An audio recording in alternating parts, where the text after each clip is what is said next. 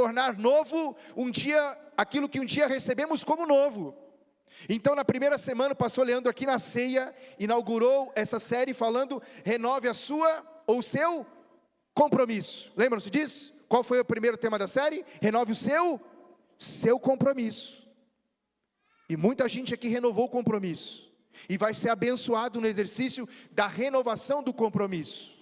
Semana passada estava aqui o pastor Luiz Maia, lá da nossa comunidade em Feira de Santana, falando sobre o segundo tema da série, que é renove a sua força. Quantos estavam aqui? Qual foi então o segundo tema da série? Renove a sua força. Quantos foram renovados nas forças espirituais? Deus está fazendo isso. Hoje eu venho, dando sequência na série, vou falar sobre renove a sua fé. Se tem uma coisa que Deus quer renovar em nós, a despeito de todas as outras, ou não a despeito de todas as outras, é a nossa fé. E eu preciso só situalizar a gente aqui para a gente caminhar no raciocínio, que prometo ser muito objetivo, tendo aqui como personagem central do que nós vamos estudar nas Escrituras sobre renovação da fé, um personagem importantíssimo no Antigo Testamento, chamado Gideão. Qual é o nome do homem? Nós vamos aprender lições fantásticas de como nós podemos, na realidade da nossa vida, no presente século, como ele no seu tempo viveu, sermos renovados em Deus na nossa fé. Mas nós precisamos ter na mesma página o que é fé.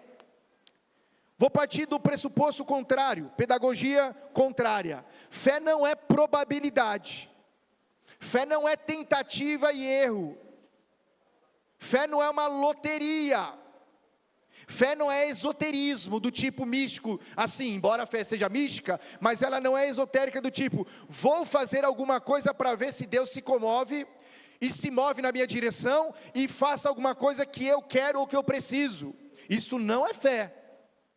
O que é fé? Fé é o que as Escrituras dizem que é.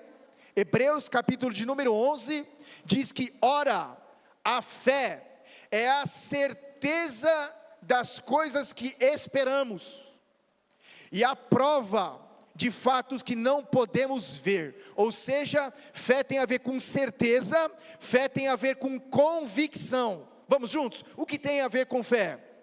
Certeza e convicção. O que é fé? Estamos juntos com as Escrituras aqui? Então fé não é o que eu sinto, fé é o que eu estou convencido sobre Deus, sobre sua existência, sobre suas obras, sobre sua palavra, sobre seu caráter. Guarda isso como pano de fundo. Agora abra sua Bíblia lá no livro de Juízes, ou livro dos Juízes, Antigo Testamento. Está logo ali nas primeiras páginas da Bíblia. Eu vou ler na versão de NVI, Nova Versão Internacional. Imagino que vai aparecer na tela aí para você que talvez esteja desprovido de uma Bíblia. Obrigado, amigão. Mas nós vamos ler o capítulo de número 6, alguns versos. Aliás, vai abrindo a tua Bíblia aí me ouvindo, eu sei que você tem capacidade para isso, é um público aqui intelectualizado, gente inteligente. Você sabia que você está sentado perto de alguém que é muito inteligente? Dá uma olhada para a pessoa inteligente pertinho de você, à esquerda e à direita.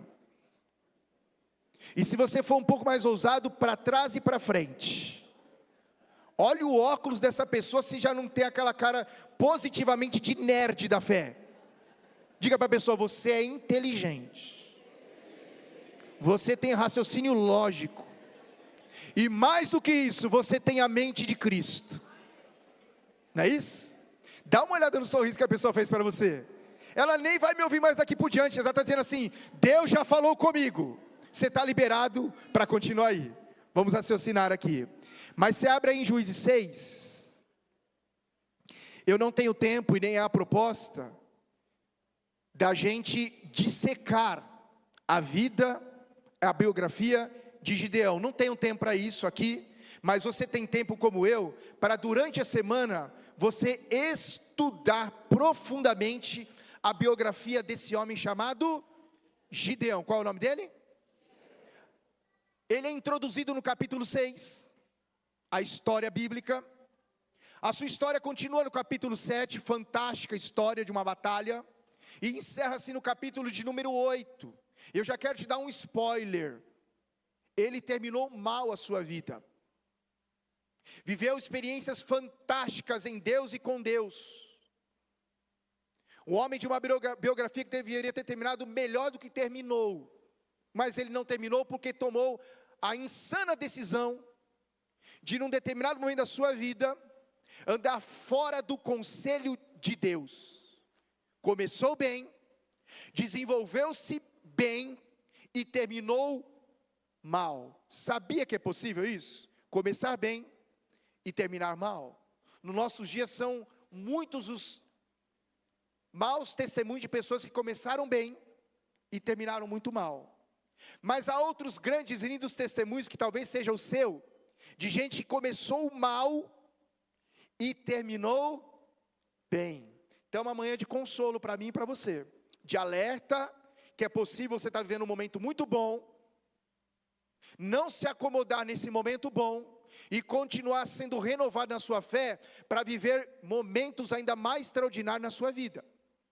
Ou você que porventura está aqui dizendo, pastor, meu momento é caótico, estou vivendo um momento em que a minha fé está muito fraquejada, vacilante, estou duvidando até das coisas que eu acreditei muito no outro momento da vida, mas é manhã do Espírito Santo renovar você no poder dele, levantar você para viver uma vida de fé genuína, poderosa, abundante, e ter os seus dias todos contados como um homem e uma mulher de fé.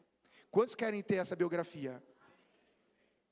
É possível, mas eu não tenho tempo para falar exatamente de todas as nuances, mas você inteligentemente vai estudar a vida de Gideão, capítulo 6, 7 e 8 de Josué, de Juízes. Tenho certeza que se você fizer esse exercício, você vai ser muito renovado na fé. Quem é então esse homem chamado Gideão? De forma mais objetiva, ele é um jovem agricultor. Você vai ver nos primeiros versículos aqui, antes de Deus falar com ele, que ele era um agricultor de uma cidade muito pequena, de uma família inexpressiva, num momento caótico de Israel nesse tempo. Eles eram muito pobres enquanto nação, e ele ainda era uma casta mais pobre dentro de um contexto de pobreza. Um homem desqualificado socialmente, um improvável de Deus para fazer alguma coisa extraordinária. É Gideão, é esse homem, um agricultor, filho mais novo de seu pai, um menino muito assustado, muito inseguro, muito vacilante. Você vai encontrar ali nos primeiros versículos, que ele foi, dentro de um contexto que já vou explanar melhor para vocês, um lugar que era para espremer uvas, ele trabalhava e debulhava trigo, estava fazendo uma coisa num lugar que não era para ser feita. Por quê? Aí entra aqui no contexto histórico, quero dar para você, para a introdução dessa mensagem. Capítulo 6, versículo 1 em diante, vai contando a história, de que Israel estava vivendo em profunda miséria, assolada pelos midianitas e os povos circunvizinhos. Exércitos poderosos estavam saqueando Israel. Israel produzia na sua agricultura. Quando chegava o tempo da colheita, os midianitas e outros povos juntos entravam na cidade, saqueavam todo o produto daquela ceifa, matavam os animais e voltavam então com o que tinha para enfraquecer o povo de Deus. E por que o povo de Deus estava vivendo debaixo dessa subjugação? 70 anos nessa condição. Porque o povo, não obstante a nossa realidade, estava vivendo assim. Abandonaram o Senhor, vivendo em rebeldia contra a soberana vontade de Deus. E pedagogicamente Deus levanta os midianitas para então de alguma forma tentar promover naquele povo arrependimento. E aquele povo vendo essa condição, Gideão, desconhecido de todo mundo, daqui a pouco nós vamos entrar e mergulhar melhor na história dele. Deus intervém como resultado da oração. E abra bem os seus ouvidos espirituais, seu coração sincero, para ouvir o que eu vou dizer a você. Acabei de receber oração aqui na sala pastoral, e a Fabiana orou na direção dizendo: Senhor, dá-nos ouvidos para te ouvir. Senhor, dá a esta comunidade coração para responder. Que oração extraordinária.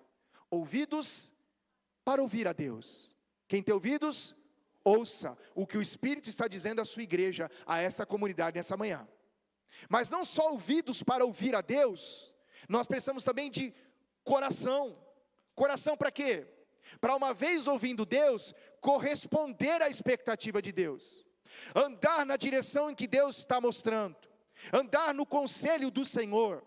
Reagirmos conforme o Senhor deseja que reajamos. E olha, nesse contexto de miséria, diz o texto sagrado lá no meio do capítulo 6, que o povo passou a orar a Deus. Mas não é surpresa nossa, que o povo não orou a Deus pedindo perdão dos seus pecados. Porque aquela situação que eles estavam vivendo de profunda miséria, de assolação, de pobreza, de saqueamento, de medo, de terror, não era resultado do enfraquecimento do poderio militar de Israel, não. Aquilo era resultado de pecados. Qual é a palavra? Eu sei que uma introdução como essa é cada vez mais impopular nas igrejas. Eu sei. Você quer manter uma plateia grande, crescente? Não fale de pecados. Fale de um Deus generoso, que a despeito de como nós vivemos, vai sempre nos abençoar, porque Ele é muito bonzinho, e no final das contas a gente é bom pra caramba. Essa mensagem é anátema, ela é mentirosa, porque a verdade do Evangelho aponta que nós somos pecadores miseráveis, gente que anda no seu próprio conselho, gente que tem aversão à vontade de Deus, gente que é inimiga de Deus pelo seu mau procedimento, pelos seus pecados. Mas a Bíblia diz que Deus é tão bom, rico em misericórdia, que enviou o seu Filho Jesus para morrer na cruz do Calvário, para aniquilar, destruir definitivamente o poder que nos escraviza ao pecado. Ele morreu a nossa morte, como diz o cântico do pastor Ademar, para vivermos sua vida. Na morte com Cristo nós morremos para o mundo. E como diz o apóstolo Paulo, a pregação do Evangelho, da mensagem da cruz, ele torna o mundo morto para mim, e eu morto para o mundo. E então vivo para Deus. Não mais escravos do pecado, mas servos da justiça. Por isso, Senhor, dá-me ouvidos espirituais e coração regenerado, para te ouvir e responder. O povo estava em profunda miséria pelo seu pecado, e foi orar a Deus. Sabe qual era a oração? Senhor, nos livra disso. Senhor, nos poupa do momento. Senhor, nós não merecemos tudo isso. Tadinho de nós. Síndrome de coitadez. Já viu gente assim? Que gosta de se comportar na vida como fosse coitadinho? Sempre que encontra alguém, quer contar para esse alguém a história triste da sua vida. Coisa que tem um momento triste na vida. Alguns, muitos. Certo, mãe? Mas nós não somos o que nos aconteceu de mal. Nós somos aquilo que nos aconteceu na cruz do Calvário. Nós somos salvos em Jesus. Feitos novas criaturas em Jesus. Para quê? Para praticar as boas obras que de antemão o Pai preparou para nós. Nós somos um povo alegre, um povo festivo. Nós somos um povo que na hora da celebração com música, e eu senti esse ambiente gostoso aqui, nós celebramos com alegria. E não é por causa da ausência de problemas, porque quando estão passando uma dificuldade agora na vida, coração apertado, pode levantar bem a tua mão, vergonha nenhuma. Isso invalida a obra de Jesus na nossa vida? Não. Isso nos torna mais do que vencedores por meio daquele que nos amou. Então nós não somos um povo coitadinho, que está contando história triste para os outros. Nós somos o povo da cruz, que está contando sobre a obra de Jesus, da ascensão do Senhor, anunciando que Ele vai voltar dos céus, e se verá em todo o universo, o Filho do homem voltar, para buscar a sua gloriosa igreja, para me buscar e para te buscar. Esse tempo que estamos vivendo, seja bom, seja ruim, não define a nossa vida. Nós não somos coitadinhos, nós somos filhos amados de Deus o Pai. Então a nossa oração: Pai, o momento está difícil, o Senhor está vendo, eu não sei o que vou fazer, mas eu confio na obra de Jesus, que me guardará. Eu confio que o Senhor vai fazer um milagre na minha vida, vai resolver os meus problemas, mas se não resolver, Tu és o Senhor da minha vida. É Sadraque, Mesaque e Abidnego, diante do confronto do rei Nabucodonosor, quando disse: vocês não se dobrarem a outros deuses, Nós vamos jogar vocês nessa fornalha quente. Eles responderam que não. Aumentou-se 40 vezes mais a temperatura daquela fornalha. E antes de serem jogados na fornalha de fogo, qual foi a resposta daqueles 3 meninos? Se o Senhor nos livrar, Ele é Deus. Mas se Ele não nos livrar, Ele é Deus também. E você conhece a história, um quarto homem apareceu na fornalha, e aqueles meninos saíram sem nenhum chamuscamento da fornalha, mas não entraram lá confiando só que Deus era poderoso para livrá-los, mas para não livrá-los, mas guardá-los para sempre. Quem quer ser renovado na sua fé?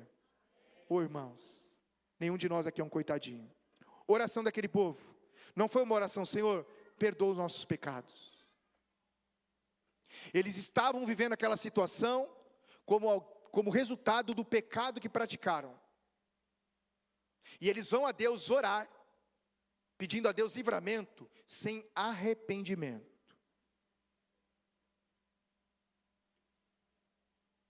Meus irmãos e irmãs, as maiores consequências de perdas na nossa vida, ouça-me nisto, os maiores causadores de problemas e obstáculos na nossa vida, chama-se pecado.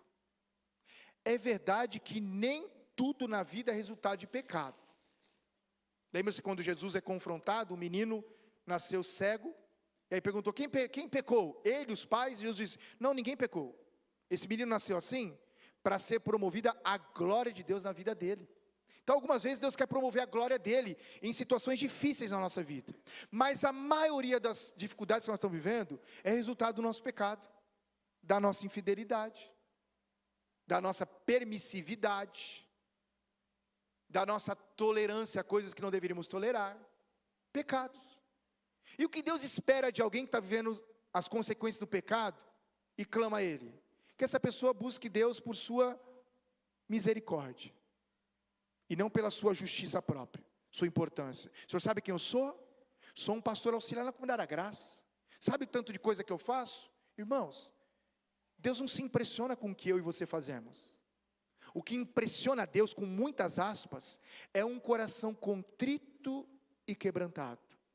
Há um coração contrito e quebrantado, diz as Escrituras repetidamente, que há um coração contrito e quebrantado, Deus não rejeita. Ele se opõe ao orgulhoso, mas ele se inclina na direção de gente que é capaz de dizer, Senhor, eu pequei, ninguém é culpado, ninguém me induziu, não foi meu marido, não foi minha esposa, não foi meu filho, não foi meu pai, não foi meu amigo, não foi ninguém, eu pequei contra o Senhor. Irmãos, esse é o tipo de oração que restaura e renova a nossa fé, porque Deus lida com gente sincera e honesta. Mas esse povo, muito parecido com nossos dias, não foi buscar Deus como um Senhor, foi buscar Deus só como um Salvador. Resolvam os meus problemas, é disso que eu estou interessado. Gideão é introduzido então. Deus, que é rico em misericórdia, mesmo o povo não correspondendo à expectativa que ele tinha, ouviu a oração daquele povo e levantou um homem chamado Gideão, improvável, um pobre dentro da pobreza. Você vai ver, por exemplo, e eu peço que você leia comigo, vá lá para o versículo de número 11, Juízes, capítulo 6, versículo de número 11. Então, o anjo do Senhor veio, como resposta à oração daquele povo, sentou-se sobre a grande árvore de Ofra, que pertencia ao Abiesrita Joás. Gideão, filho de Joás, estava malhando trigo num tanque de prensar uvas, para escondê-lo dos midianitas. Então, o anjo do Senhor apareceu a Gideão e lhe disse, o Senhor está com você. Qual é a primeira expressão de Deus na pessoa do anjo para Gideão? O Senhor. Você consegue profeticamente dizer isso para alguém pertinho de você? Com o tamanho da fé que você tem agora, o Senhor está com você. Veja o contexto, ele está trabalhando escondido, num lugar que não era para fazer o que estava sendo feito, com medo. E o anjo do Senhor, ao aparecer a ele, a primeira coisa que diz é, Gideão, o Senhor está com você. Abre-se aqui um precedente espiritual, e eu não vou aqui mexer tanto em teologia, de que se o anjo dirigiu-se a ele de forma imperativa, falando sobre a presença de Deus, o que é então que Gideão estava desconfiado na vida? Sobre a presença de Deus. Você já andou assim alguma vez na vida? Desconfiado que talvez Deus não está com você? Talvez você esteja agora fazendo alguma coisa importante na sua vida, inseguro sobre a presença de Deus. É possível você estar assim. Isso não significa que você é um herege, que você não é um nascido de novo, não. Todos nós passamos por instabilidade na fé, verdade ou mentira? Algumas vezes a gente passa até por duvidar da nossa própria fé, duvidar da nossa identidade, do que as escrituras dizem. Uma crise de identidade. Filhos e filhas de Deus passam por isso também. E isso não quer dizer que você não é um filho ou uma filha de Deus. Mas veja, o anjo do Senhor se dirige a ele, e a primeira coisa que o anjo diz é: o Senhor está com você, Gideão. O Senhor está com você, meu irmão. O Senhor está com você, a despeito do cenário da tua vida, o Senhor está com você. E depois de dizer que o Senhor está com você, ele faz uma outra afirmativa agora sobre Gideão. Primeiro ele afirma sobre a presença poderosa de Deus, e ele diz na minha versão NVI: está com você, poderoso guerreiro. Esse menino nunca tinha pego um arco e uma flecha na mão. Talvez a sua versão diz: valente, nunca tinha feito nada. Deus está mexendo profundamente nas suas raízes, dizendo: o Senhor está com você, e profeticamente trabalhando no núcleo central da vida dele, sua identidade, poderoso guerreiro. E por que o anjo diz isso? Vamos sequência da leitura.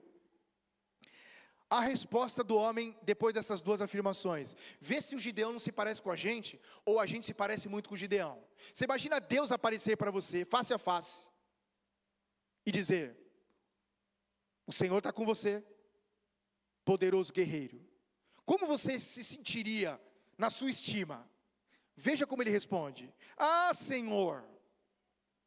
Gideão respondeu: se o Senhor está conosco, se o Senhor está conosco.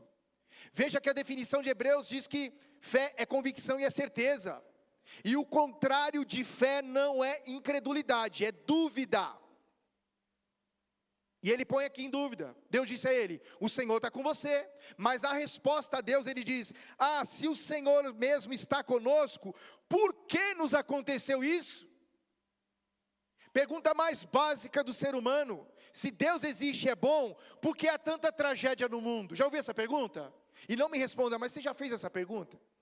Se Deus me ama mesmo, está comigo, por que eu estou vendo tudo isso?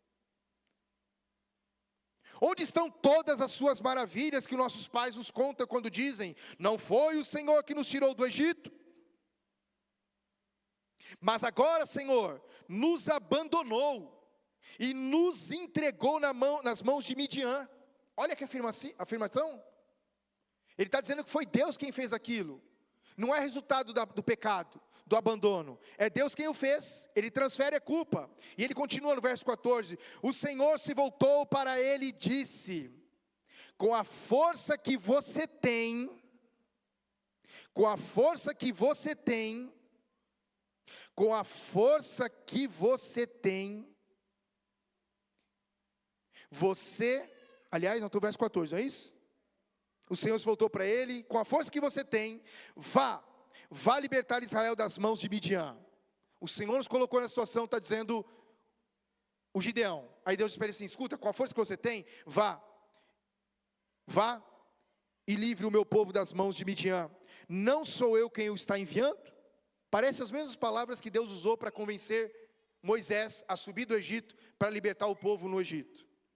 E ele continua dizendo: ah, Senhor, continua a interjeição: ah, Senhor, como posso libertar Israel? Meu clã é o menos importante da tribo de Manassés, e eu sou o menor da minha família.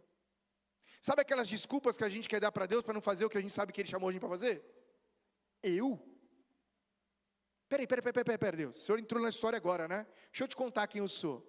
Deixa eu te convencer, Deus, que não é eu que o Senhor vai usar, não. O Senhor está muito mal localizado na história. O Senhor estava perdido, não estava? Deixa eu te explicar, Deus. Olha a história da minha família. Uma família disfuncional. Uma família de uma jovem menina, tendo que criar 3 filhos sem um marido. Não, Deus. Não. Tem gente melhor do que eu. Tem gente muito melhor do que eu. E não considerando só a questão da minha família, olha para mim. Dos meus irmãos eu sou o mais fraquinho. Perigo da comparação. Porque esse é o padrão dos nossos dias. Avultado pelas redes sociais, que o tempo todo nós estamos olhando para os outros, achando tudo que Deus faz na vida do outro é melhor do que na minha. A vida do outro é melhor do que a minha. As viagens que o outro faz é melhor do que a minha. As roupas que o outro usa é melhor do que a minha. O salário dos outros é melhor do que o meu. A esposa do outro é mais bonita e mais fitness do que a minha. O marido da outra é muito mais galanteador do que o meu, muito mais romântico, muito mais bonito, muito mais cheio de cabelo. O tempo todo nós estamos nos comparando com os outros. Verdade ou mentira? Chegou o final do ano. Você viu o tanto de gente que viajou lá no seu Instagram? E tem menos dinheiro que você? Não me responda não. Você tem facilidade em se comparar com os outros? E pergunta 2 para você não me responder, só para você raciocinar. Eu vou aplicar tudo isso daqui a pouco.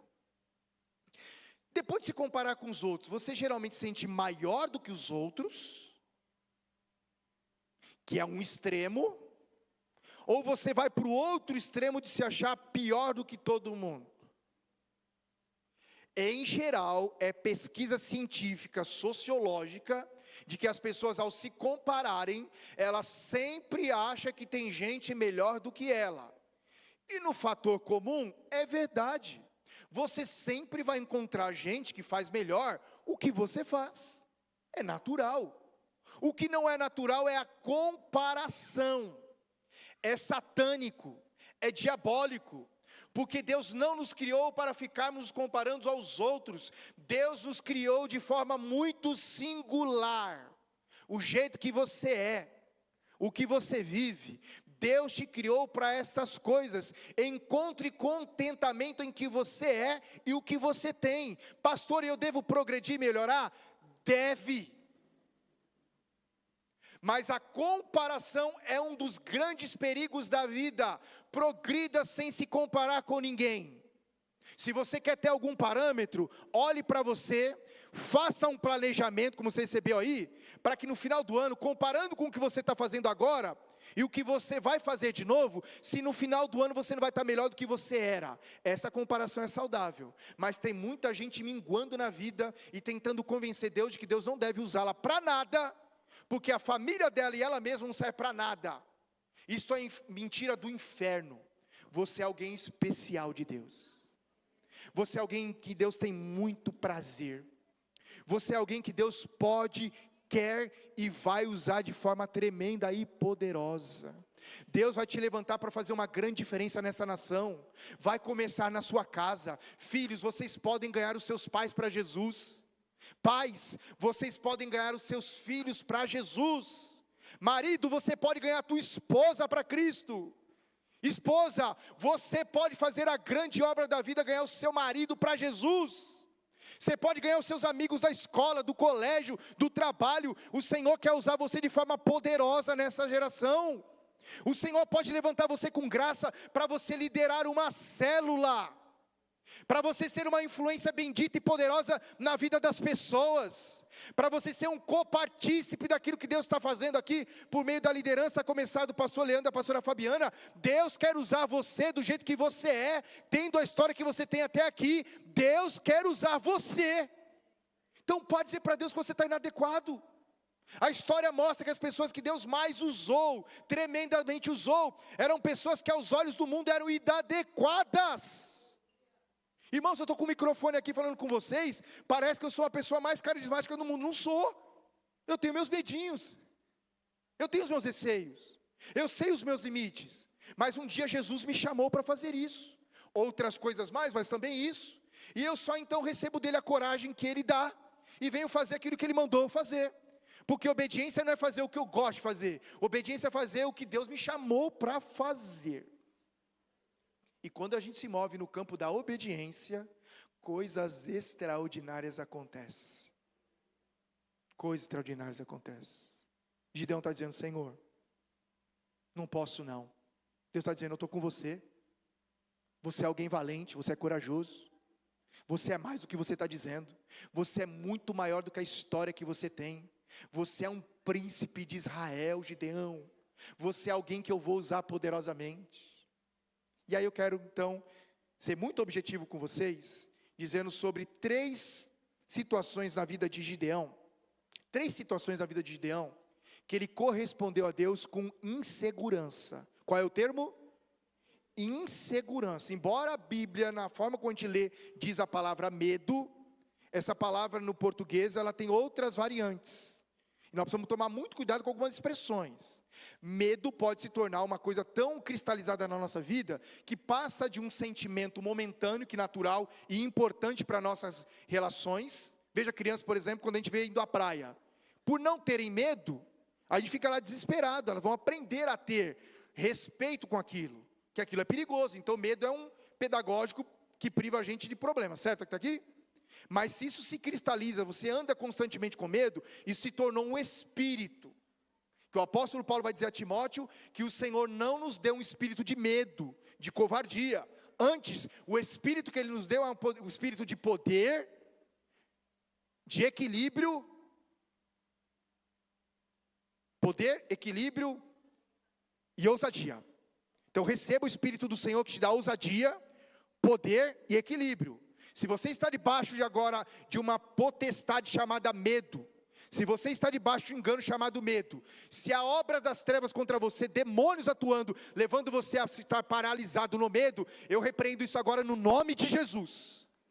Todo espírito de medo vai embora da tua vida, e que você abra o seu coração para viver em ousadia diante do Senhor. Esse é o espírito que Ele nos deu. Mas Gideão vai ter 3 momentos de insegurança e de medo. O primeiro deles, eu queria que você lesse aí de forma bem objetiva, está em Juízes 6, capítulo 6, nos versos 22 e 23. Dá uma olhada comigo aí. E eu prometo, Leandro, que em 10 minutos eu finalizo, meu amigo. 22 e 23. O que está acontecendo? Depois do anjo falar com ele, encorajá-lo, Gideão agora está ainda muito inseguro, mesmo tendo o próprio Deus falando com ele. Vê se a gente não se parece com Gideão. Aí ele pede uma prova para Deus. Ele diz assim: escuta, se o Senhor é comigo mesmo, se é para eu fazer essa obra, se eu sou esse homem que o Senhor está dizendo, um valente guerreiro, eu quero fazer com o Senhor um combinado. Eu vou para casa e vou preparar uma oferta. Qual era a oferta? Ele ia pegar pão e carne de um cabrito, cozinhar, separar o caldo daquilo e levar para o anjo oferecer. O anjo falou: então escuta, vai, se você precisa dessa prova, vá. E diz o texto sagrado que ele foi para casa, ele voltou, trouxe a sua oferta, colocou sobre uma rocha, sob a orientação do anjo do Senhor, e aí ele tem o primeiro sinal miraculoso, de que era o próprio Deus poderoso falando com ele para fazer, o que acabou de falar que era para ele fazer, libertar o povo do jugo pesado dos midianitas. Aí no verso de número 23, ele diz, e disse-lhe, porém o Senhor, paz seja com você, não tenha medo. Paz seja com você, Gideão, não tenha medo. Você não morrerá. Você não morrerá. Volta para o verso 22. Quando Gideão viu que era o anjo do Senhor, exclamou: ah, Senhor soberano, viu o anjo do Senhor face a face. O que Gideão está considerando aqui sobre morte? E o anjo está trabalhando na vida dele. Porque em Êxodo 22:30, Moisés tem também um tempo com Deus assim, e Deus diz assim a Moisés: você não verá a minha face, Moisés. Porque sempre que um homem ver a minha face, certamente esse morrerá. Gideão conhecia essa história. Então, por ter visto o Senhor, pela confirmação que era o anjo do Senhor, ele temeu pela própria vida, sabendo que na história, todo homem que visse Deus face a face, morreria. Mas o anjo está dizendo: eu vou quebrar esse protocolo. Você não vai morrer, Gideão. Você vai viver e vai fazer a obra. Então Gideão está tomado de um receio, de medo da própria vida, um medo natural. Está escrito que eu vou morrer, mas eu não vou morrer. O anjo diz, não tenha medo não, fique em paz, você não morrerá. Sabe que lição a gente pode aprender nesse primeiro ponto sobre temores, medos e inseguranças? Tem muita gente nos nossos dias, que não tem uma experiência particular com Deus. Gideão mostra para nós que ele nunca havia tido uma experiência, e agora ele tem uma grande experiência. Deus fala com ele, se permite ser provado por ele, se manifesta poderosamente, o anjo toca a rocha fumega e consome tudo o que ele ofereceu. Era um grande sinal de que era o próprio Deus. Mas mesmo tendo essa experiência, o medo dele está relacionado não com a história de Deus, mas com o relacionamento com Deus. Sabe que tem muita gente nos nossos dias que não tem relacionamento com Jesus? Abre a Bíblia só num domingo que vem, porque boa parte das pessoas não frequentam regularmente os cultos de domingo. Os que vêm, alguns, numa grande escala, eles não têm vida com Deus durante a semana. Eles abrem a Bíblia na célula e abrem a Bíblia no culto. Sabe o que isso está gerando entre nós? No mundo cristão, no Brasil, que é crescente. Até 2040, nós seremos maioria esmagadora no sentido de religião. Mas já perceberam que não faz muita diferença nesse contraste? Cresce o número de gente que professa sua fé em Jesus e o Brasil não melhora. O que acontece com o Brasil? Só piora. Para dar alguns índices: índice de violência doméstica contra mulheres e crianças. Grave isso, não é? Boa parte deles são praticados nos lares chamados cristãos. Homens que vestem uma roupinha bonita no domingo, passam um perfume, pega a Bíblia, pega a família e frequenta o culto. Segunda-feira, tiro, porrada e bomba. Mulheres massacradas dentro das suas próprias casas. Filhos violentados por homens que nunca teve uma experiência com Deus.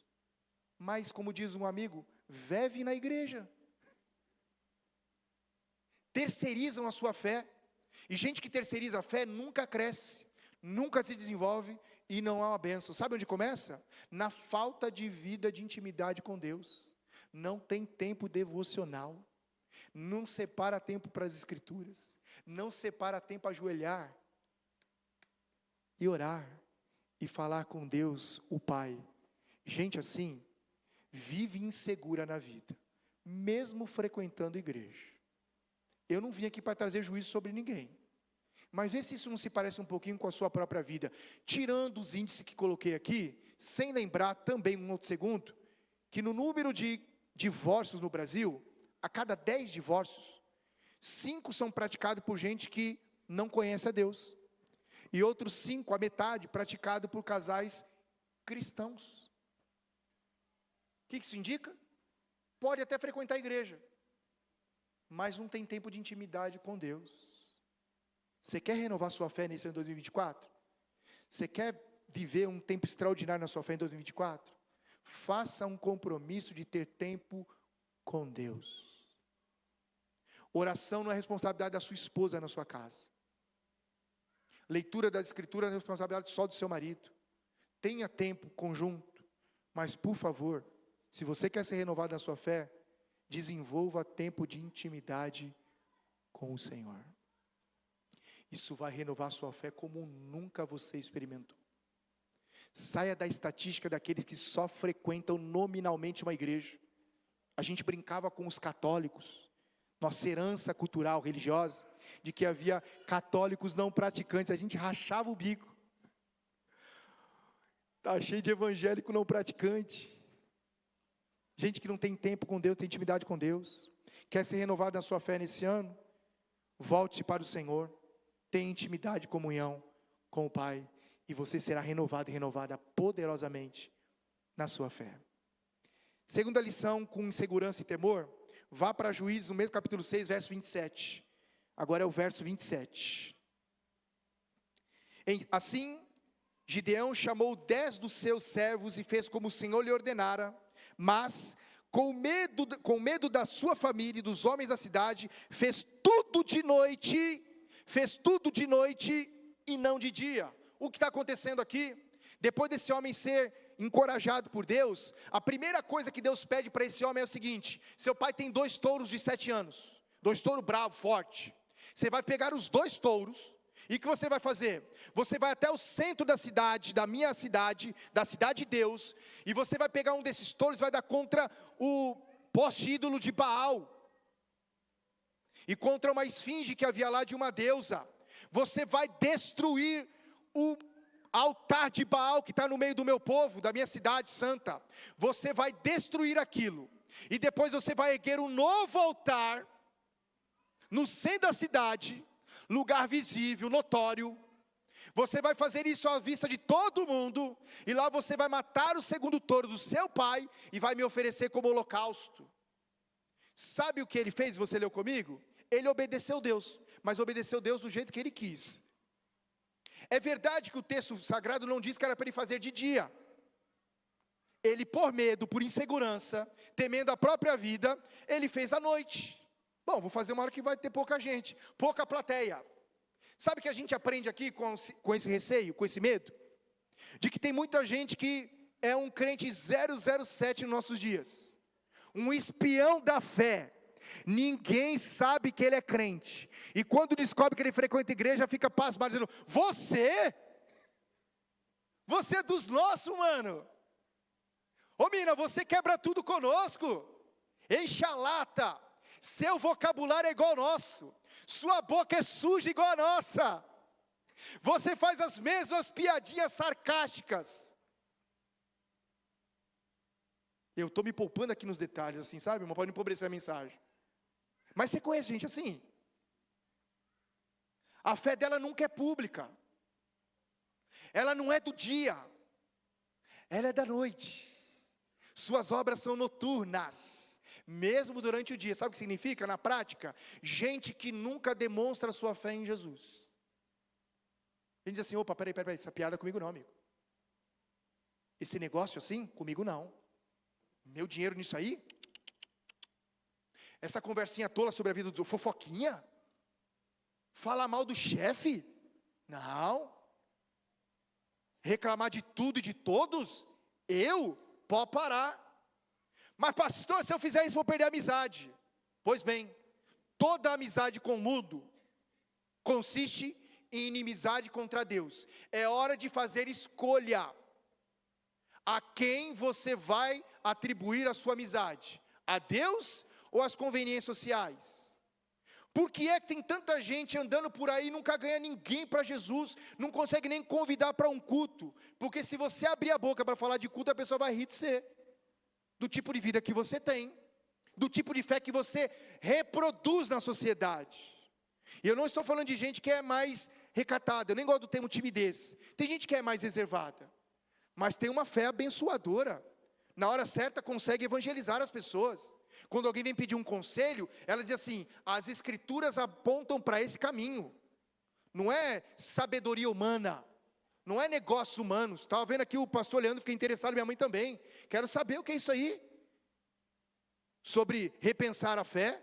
Tenho certeza que eles mergulharam nas escrituras, porque 33% da Bíblia fala sobre como ganhar dinheiro, administrar dinheiro e investir dinheiro. Ou seja, não é teologia coach de prosperidade. A Bíblia fala muito. Jesus gastou muito do seu ministério para ensinar as pessoas sobre dinheiro, mas o tempo todo Jesus falou sobre o reino de Deus. Então, se você quer aprender a lidar com o dinheiro na dinâmica espiritual celestial, faça parte desse curso que apareceu aqui. Tenho certeza que você vai aprender princípios, que você não só vai aprender, mas vai compartilhar com outros também. E ao fazer isso, as pessoas vão perguntar: onde você aprendeu isso? Aprendi na Bíblia, aprendi com Jesus. Isso vai ser um impacto evangelístico. Mas como tem gente que as suas obras são feitas às escondidas? Pastor, eu tenho dificuldade com isso. Outro dia eu estava falando com um amigo, uma particularidade aqui. Falei: amigo, como é que você está? Aquela coisa toda, não vejo progredindo na fé, né? Diferente desses meus amigos aqui. Falei: e aí? Falei: pastor, eu sou novo convertido. Falei: amigo, você está há 5 anos congregando, 5 anos ouvindo mensagem, domingo após domingo, quarta após quarta, que eu tenho um trabalho de coordenação lá. Você ouve há 5 anos, você ainda se considera um iniciante na fé, um novo convertido, 5 anos ouvindo mensagem? Que luxo! E nós estamos falando de coisas básicas, estava conversando com ele, sabe? Coisa básica, sabe nada sobre Jesus. Aliás, brinquei com ele de forma séria, dizendo, você não tem interesse por Jesus. Deixa eu te perguntar, como tem sido a sua prática de fé, fora desse arraial aqui? Fora da célula? As pessoas quando lidam com você no trabalho, na escola, no mercado, nos velórios aqui, elas veem em você alguém que conhece a Deus, que tem uma palavra de Deus, sabedoria do céu, uma palavra de ânimo, de instrução, uma palavra de revelação, ou ela vê você como igual a ela, ou a ele? Somos do mesmo time, do time dos caídos, desesperados e perdidos. Não me respondo, mas o Senhor quer renovar a minha e a sua fé, para que a nossa fé seja um espetáculo público. Como diz o autor de Romanos, o apóstolo Paulo, capítulo 4, toda a natureza humana geme com ardente expectativa pela manifestação dos filhos de Deus. Na tua escola, no teu trabalho, na tua casa. Imagina o impacto evangelístico de você ser uma bênção lá na sua casa, as pessoas saberem que você é crente de verdade, e eu não estou falando de perfeição. Está aqui a minha mãe que me viu nos primeiros dias da minha conversão, eu menino, todo menino irresponsável, novo convertido, quer levar os pais, a família toda a Cristo pelo medo, dizendo, você vai para o inferno, ou você vai atravessar a rua e vai para o lugar ali atrás. Um menino na fé, desesperado para ver a minha família sendo alcançada pela mesma poderosa salvação que eu havia alcançado, mas eu não sabia falar de Jesus, eu tinha desespero, mas eu não queria ser um anônimo na minha casa, eu queria ser um cristão de verdade lá em casa, porque cristão de verdade é onde você é na sua casa. Lugar de praticar o evangelho mais importante do que todos os outros é na sua casa. Na sua casa as pessoas te confundem com Jesus ou com qualquer outra coisa na vida. Lá na igreja, já ouvi uma mulher falando, e na igreja meu marido é um anjo, em casa é um satanás. Não combina. Gideão está ensinando para nós que a nossa fé tem que se tornar pública, irmãos. É um espetáculo para que todos vejam, ainda que sejamos afrontados, sejamos cancelados, palavra da moda, mas vão me cancelar, mas no céu você não é cancelado. O Espírito Santo não cancela você, ao contrário, o Espírito levanta você como um pavio fumegante para dizer, aqui não, aqui não. Volto a dizer, não estou falando de perfeição, estou falando de coerência, que é uma coisa muito mais extraordinária. Deus não espera de nenhum de nós perfeição, mas espera de nós coerência. Sabe o que a gente aprende com esse segundo medo aqui? Que muita gente tem vivido como crente, mas crente não é. Mas a nossa fé pode ser renovada quando praticamos a vontade do Senhor sem temer julgamentos, sem temer opiniões. Nós praticamos naturalmente a nossa fé. Por quê? Porque nós amamos Jesus profundamente, ao ponto de contrariar a gente que a gente gosta muito. Nós continuamos sendo assim. Terceiro episódio, vai para o capítulo número 7, e eu caminho para o fim. Juízes capítulo 7, verso 9, se o amigo do piano aqui, Felipe, é isso, né? Se o Felipe puder me ajudar aqui antes da banda subir, Felipe, e o pastor Leandro encerrar, por favor, meu amigo, aqueles acordes celestiais para melhorar a minha voz. Juízes capítulo número 7, versos 9 e 11, leiamos juntos, Juízes 7, capítulo 9, versículo 10 e 11, 9, 10 e 11, naquela noite, o Senhor disse a Gideão, levante-se, desça ao acampamento, pois vou entregá-lo nas suas mãos.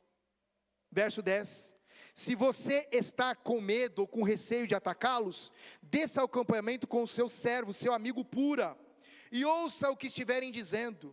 Depois disso, você terá coragem para atacar, ou seja, para fazer o que eu te preparei para fazer. Eu vou tornar curta uma história que é longa.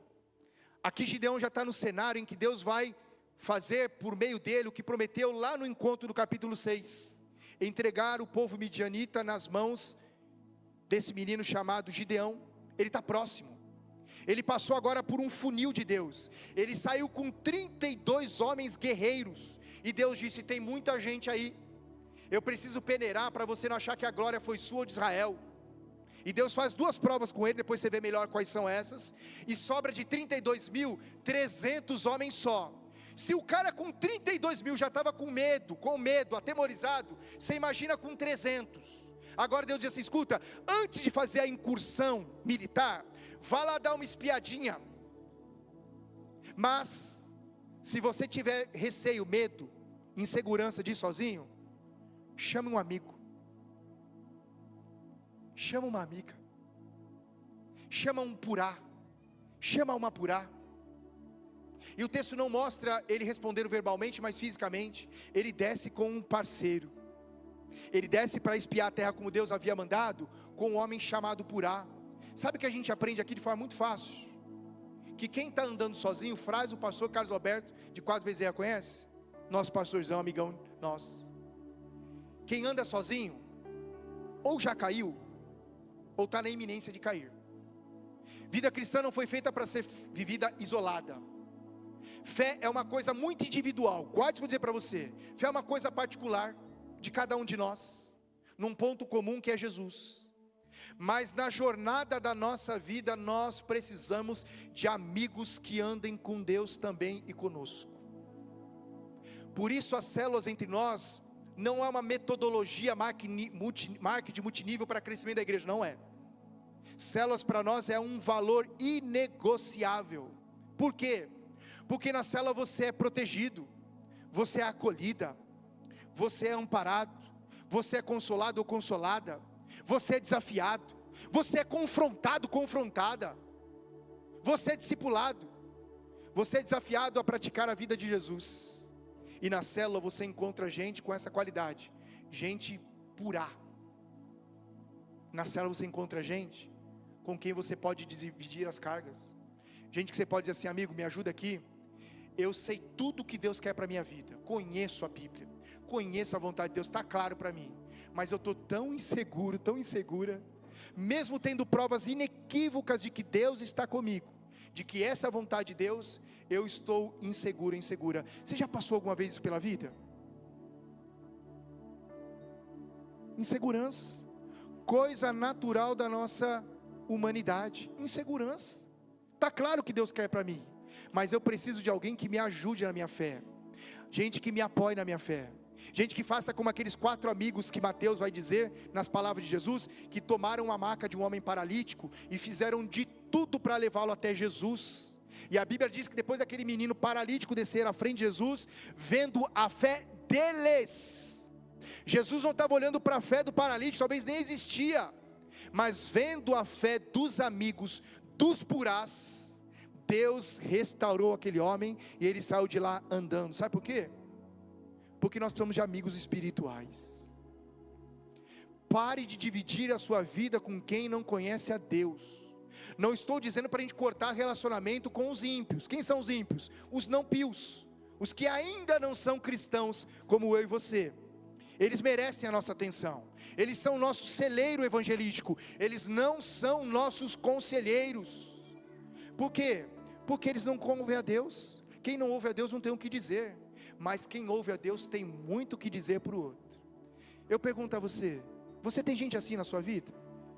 Porque se você não tiver, corra aí, você não coloca lá no topo das suas prioridades, vida com Deus, e arrumar amigos espirituais, amigas espirituais, que vão ajudar você nos momentos de instabilidade, de crise de identidade, e de falta de fé, ou de dúvidas. Célula é um lugar assim. Te pergunto, quantos já estão numa célula? Os que estão podem dar atestado que eu disse é a mais pura verdade. Termino dando meu testemunho pessoal. Eu fui ganho para Jesus num contexto difícil. Eu fui para o evangelho depravado em todas as matizes da minha vida: social, econômica, intelectual, moral, financeira e naturalmente espiritual. Eu fui para a igreja detonado. Você chegou assim também? A esperança para a gente assim. Eu me apaixonei por Jesus logo nos primeiros dias, mas eu descobri que aquilo só por si não era suficiente. eu sou o resultado da paciência de muita gente. Heróis e heroínas da fé, que por meio de uma célula se aproximaram de mim, interessaram-se por mim, me trouxeram para perto, me corrigiram com firmeza, dureza e amor, falaram a verdade para mim, me discipularam, e hoje eu sou pastor numa comunidade, junto com o pastor Ronaldo, de gente que me consolidou para Cristo. Gente que às vezes me vê pregando e emocionada fica à frente assim, chorando, dizendo: por que está chorando? Está quebrando? Não, está lembrando a desgraça que eu era, e o que Jesus fez na minha vida. Mas eu não posso anular, amigos, é verdade que os méritos são de Cristo, foi Ele que fez a obra na minha vida, mas eu tenho tanta gente que foi um purá na minha história, gente que se aproximou de mim. Eu tive alguns momentos de crise tão violentos que eu decidi voltar atrás, abandonar a fé, mas esses homens se levantaram, me ampararam, fortaleceram e me ajudaram, e eu tenho purás de Deus até hoje na minha vida. Se você não está numa célula, por N motivos que você tenha, por qualquer motivo que você tenha, abra mão disso, quebre esses paradigmas. Se você vê uma experiência traumática com células, abra-se para uma nova oportunidade, porque a nossa fé pode ser renovada no convívio com pessoas de fé, com purás de Deus, que tem muito nessa comunidade, tem muito purá e muita purá de Deus. Dá uma olhada desconfiada para alguém que está pertinho de você aí. Ó, que purazão, que purazona pertinho de você. E como termina essa história? O povo está fantasticamente feliz agora que não está mais nas mãos dos midianitas e querem um novo Deus, e tentam eleger o próprio Gideão como sendo o Senhor sobre eles, e Gideão diz assim: não, capítulo 8 verso 23, não, reine o Senhor sobre Israel, seja o Senhor de cada um de nós, não sejamos mais dominados por homem nenhum, sejamos agora governados pelo Deus de Israel, que nos deu a vitória. Quantos querem ser governados por Jesus ainda mais esse ano? Quantos querem ser renovados na sua fé nesse ano? Querem viver o extraordinário de Deus esse ano? Quantos aqui aceitam o desafio de conhecer a Deus mais profundamente? Quantos aqui aceitam o desafio de ser um purá na vida de alguém? Quantos querem ser uma bênção na vida de alguém? E quantos querem se abrir para ser abençoado por alguém? Deixa eu ver. Fique em pé, por favor. Pastor Leandro, eu não posso